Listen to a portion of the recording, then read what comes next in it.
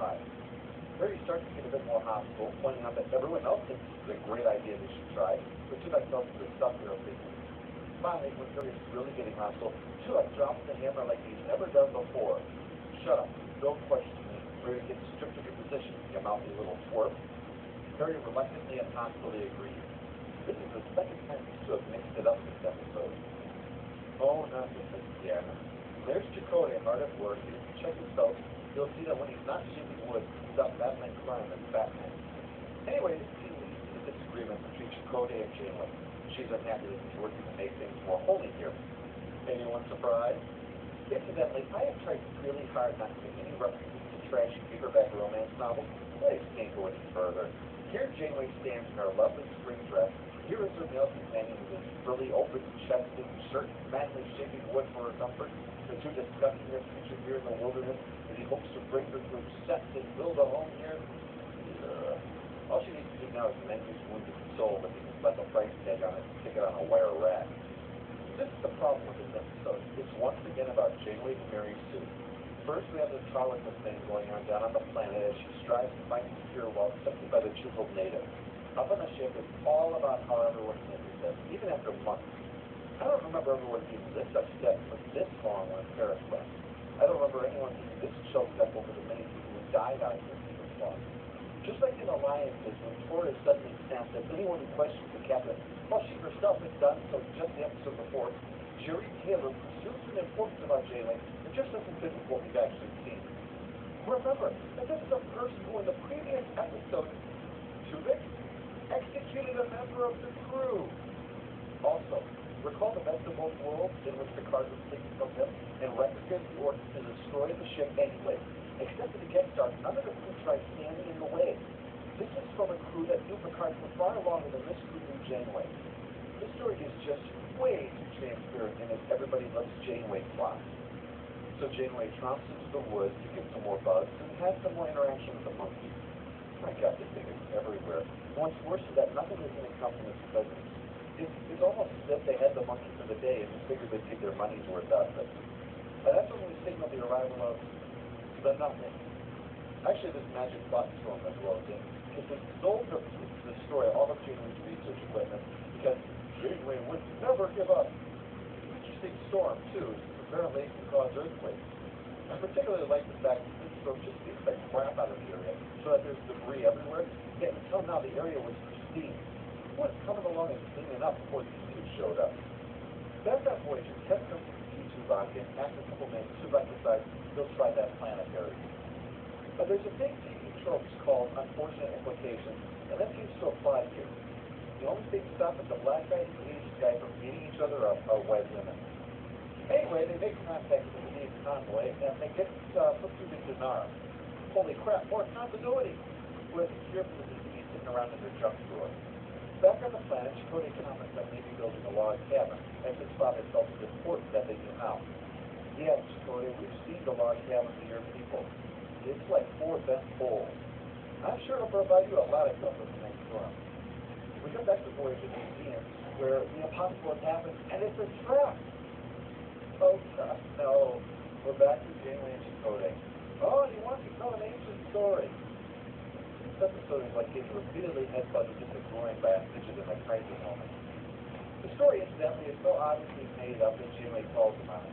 As you can imagine, the gist of it is how totally frickin' awesome Janeway is, just like the rest of the episode. Back to Voyager and the fight. For some reason, Harry's handling weaponry rather than the technical officer, because the budget on another actor was spent on the monkey.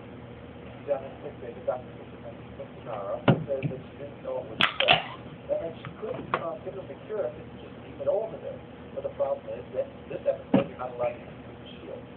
To resolve this requires a complicated set of explosions and steaming and all of that. The doctor has to do the meeting himself, too, because they'll be busy with the Medians. And I guess the transporter officer, well, must be on a cigarette break or something. Anyway, it all works, and they get the cure and escape. The episode finally resolves a bit more of the Janeway and Chakotay crap, but now they've worked everything out, they have the cure to be on their way, everything else is forgotten. If only I could do the same. Post-episode follow-up. The stupid Neelix moment was him forcing himself into the conspiracy to oppose Tuvok. Nothing happens without Neelix's permission on the ship. final score for resolution is 2 out of 10. Another love letter from Gary Taylor to Catherine Janeway. Oh, and despite all the fan fiction that's been written, want to know how this love story plays out? In the end, Chakotay hooks up with a girl 10 years younger than Janeway with breasts the size of cantaloupes. Now what makes this a happy ending is there's just as much fan fiction that has Janeway hook up with that girl too.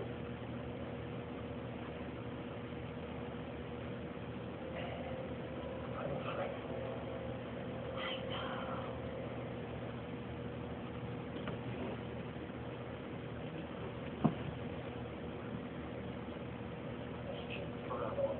I'll be the first to welcome you to Voyager. But, Chief, typical Neelix strutting about. Actually, he was Chief Salvage Operator on this pitiful little ship, too. Or, and I fear it's the truth, he really is Chief, and that there are people who answer to him. God, that's some depressing to even think about. I'd imagine there's no worse thing for morale than to be told you're one of Neelix's subordinates. Please, just throw me in the brig!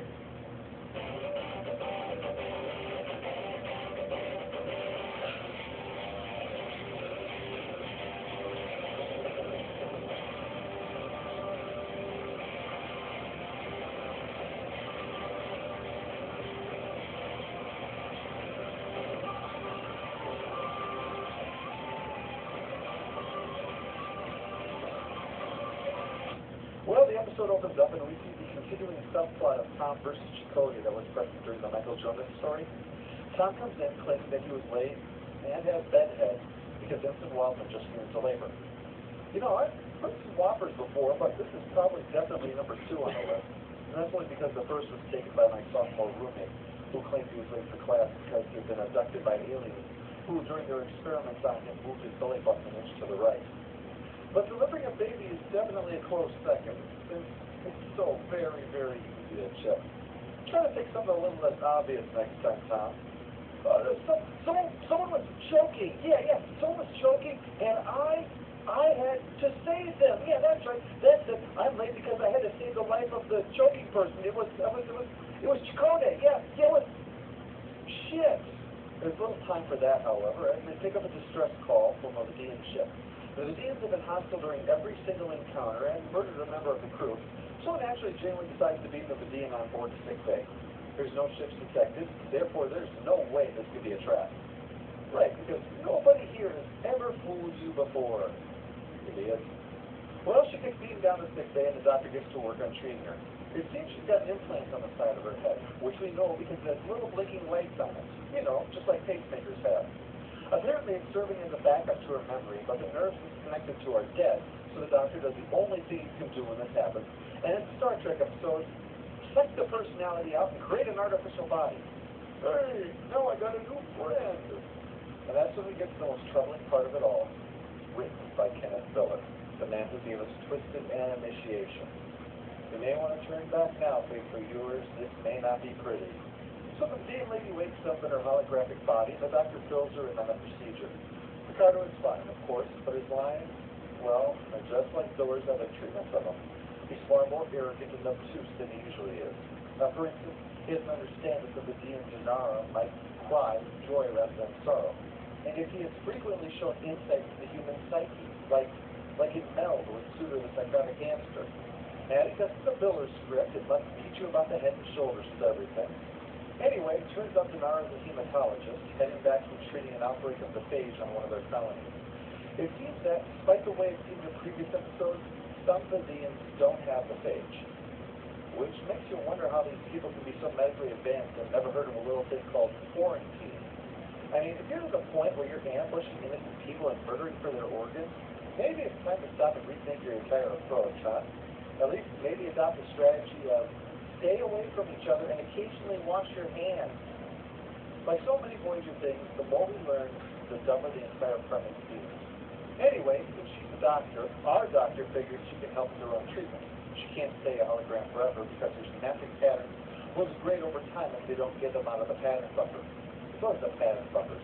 Damn you pattern buffers, you never pull your weight around here.